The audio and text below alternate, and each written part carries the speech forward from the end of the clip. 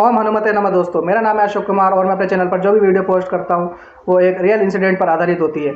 ऐसा real incident जो कि खुद मेरे साथ एक्सपीरियंस की गई है या आप लोगों के द्वारा बताई गई कहानियों को मैं अपने चैनल पर बताता हूँ। सो गाइस, आज का जो इंसिडेंट है वो हमें शेयर किया है बबली ने।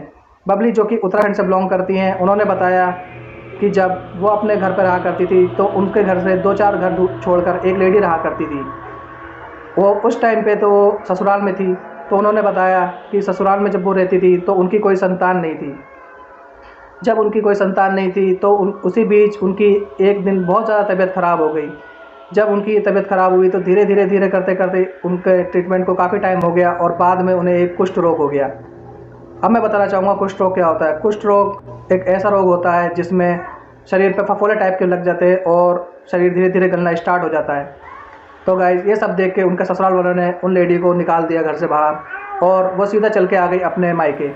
जब वो अपने मायके आई तो मायके में भी उन्होंने बताया कि उनके कोई माँ बाप वगैरह नहीं थे, क्योंकि वो पहले ही उस दुनिया को छोड़ के जा चुके थे। वो सीधे आती है अपने भाई के पास और भाई से जब वो मिलती है, जब वो देखती है तो भाई भी उन्हें देखकर छुआछूत समझ के उन्हें उनके पास नहीं रखते। तो धीरे धीरे करते करते ये सीधे 1-1.5 किलोमीटर वहाँ पे ये चले जाती है किसी गुफ़ा में। गुफ़ा में अब ये रहा करती है और पूरे दिन भर इनका कोई काम नहीं था, बस खाली बाहर निकलती थी, थोड़ा बहुत देखती थी और धूप वगैरह सेक के फिर अंदर चले जाया करती थी। फिर इन रात में ठंड होने के कारण ये वहीं से लकड़ी लेके आग जलाती थी। तो इनके जो भाई थे वो कभी कभार इनको खाना देने आ जाया करते थे और दूर से ही खाना दे के चले जाया करते थे। ऐसे ही करते करते उन लेडी को बहुत ज़्यादा टाइम हो गया और तकरीबन 1-1.5 साल बाद जब वो इस रोग के कारण इस दुनिया को छोड़ के चली गई। अब मैं आपको ये बताना चाहूँगा कि इसके साथ उनकी एक आखिरी इच्छा जो होती है वो रह गई थी। उनकी आखिरी इच्छा मडवे की रोटी और चटनी खाना रह गई थी। अब जो लोग नहीं जानते, मडवे के एक प्रकार का आटा होता है जिसकी एक रोटी बनाई जाती है, थोड़ी मटमैले कलर की होती है, भूरे कलर की। तो अब उनकी ये आखिरी इच्छा रह गई थी। इस बात को बीते कम से कम 6-7 महीने हो जाते हैं। अब न्यू जनरेशन चलती है, स्टार्ट होती है और कोई एक और लेडी थी जो मतलब अपने घर से बाहर निकली थी काम करने के लिए।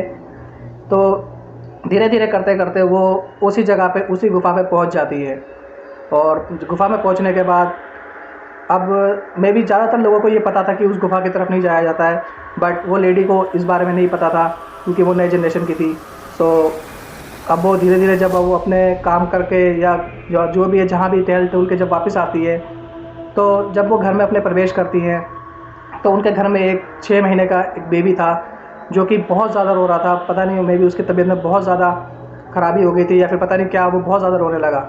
अब ये सब चीज़ देख के उनकी जो एक सास थी, उन्हें कोई शक्ति या सिद्धि प्राप्त थी जिसके कारण उनके ऊपर माता आती थी।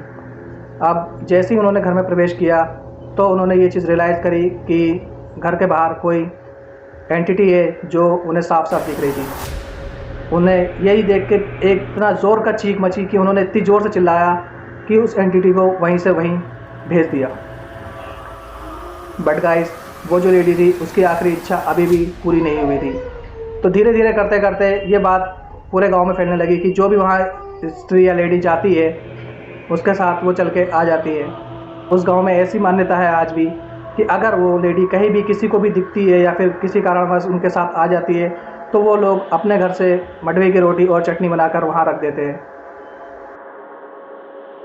सो गाइस, आखिर में बस मैं इतना ही कहना चाहूँगा कि अगर आपके पास कोई ऐसा रियल इंसिडेंट है जो आप हमसे शेयर करना चाहते हैं तो नीचे दिए गए नंबर पर आप हमसे संपर्क कर सकते हैं और मैं मिलूँगा आपसे जल्दी नेक्स्ट वीडियो में। तब तक के लिए